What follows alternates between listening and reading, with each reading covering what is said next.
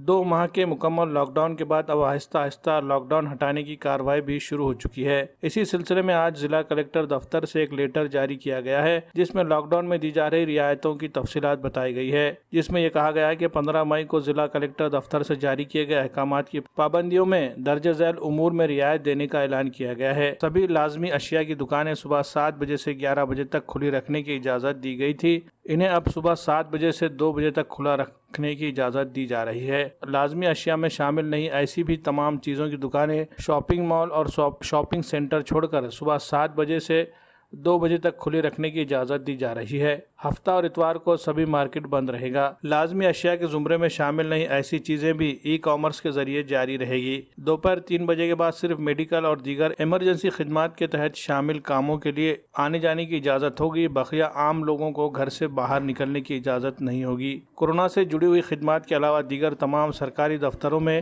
25% staff की मौजूदगी में खुले रखे जाएंगे। मुकर्रर की गई मियाद से ज़्यादा अगर अफराद की ज़रूरत महसूस हो रही है तो मुताल्लिक़ा दफ्तर के इंचार्ज को लाजमी किया गया है कि वो डिज़ास्टर मैनेजमेंट अफसरान से इजाज़त हासिल करे। ज़राई शोबे से मुताल्लिक़ सभी दुकानें सुबह 7 बजे से शाम 7 बजे तक खुली रहेगी। दुकानों में फ़रोख्त के लिए लाए जाने वाले सामान की नकल व हमल पर किसी भी तरह की कोई पाबंदी नहीं है।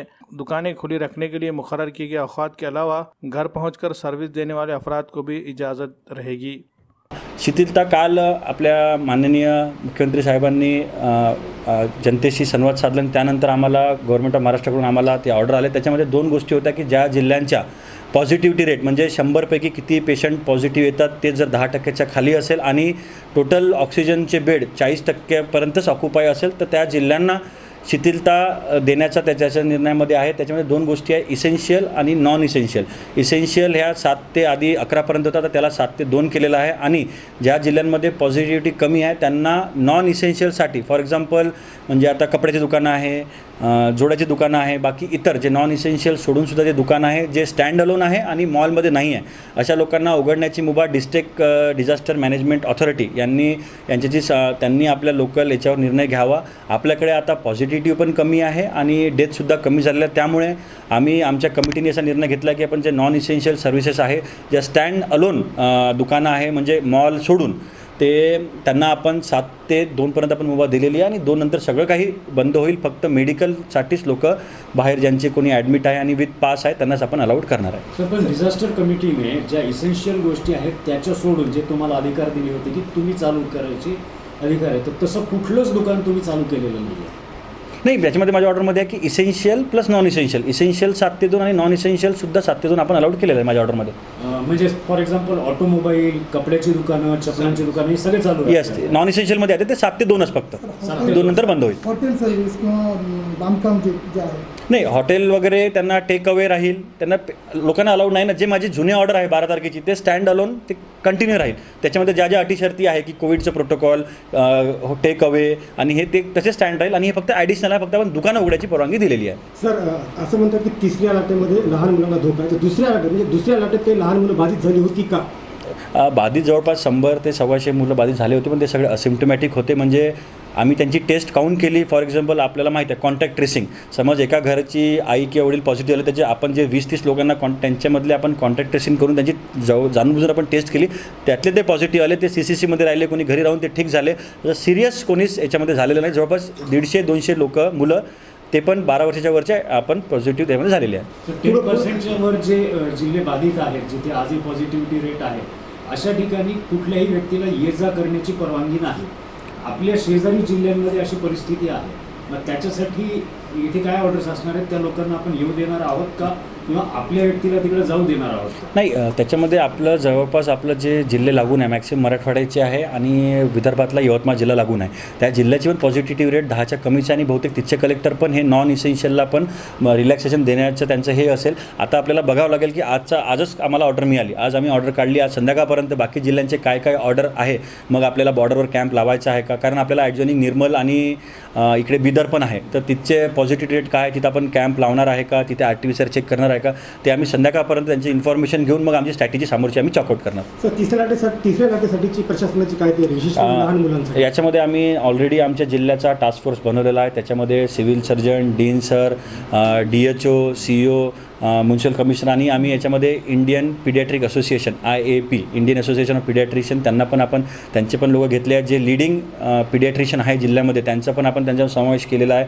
आमच्या 2 राऊंड ऑफ मिटिंग झालेल्या आहे. जवळपास आम्ही 1000 बेड बनवायची आमची तयारी आहे. त्याचं डिटेल त्यांचा एस्टिमेट, मग खरेदी करायचं तर कुठून खरेदी करायचं, टेंडरिंग प्रोसेस, मॅनपॉवरची ट्रेनिंग ऑलरेडी आम्ही सुरू केलेली आहे. आपले सिव्हिल हॉस्पिटलचे जे तिथं स्त्री रुग्णालय आहे, आमचे जे पेरिफेरलचे डॉक्टर त्यांना आपण बोलून इथं चाइल्ड हँडलिंग, त्यांचं कॅन्युला लावणे, त्यांना कसं ट्रेनिंग आम्ही ऑलरेडी आमचे 2 राऊंड ऑफ ट्रेनिंग झालेले आहे. आणि जवळपास आम्ही 100-200 बेडचा ICU आणि ऑक्सिजनचे बेड आम्ही ते कन्वर्ट करून त्यांना मुलांसाठी जवळपास 100,000चा कॅपॅसिटीचा आमची तयारी आहे. ते पुढच्या 1 महिन्यामध्ये आम्ही पूर्ण करू. काय नेमकी परिस्थिती, किती बेड आहेत, किती सध्या पेशंट आहेत, दवाखान्यामध्ये किती आहेत?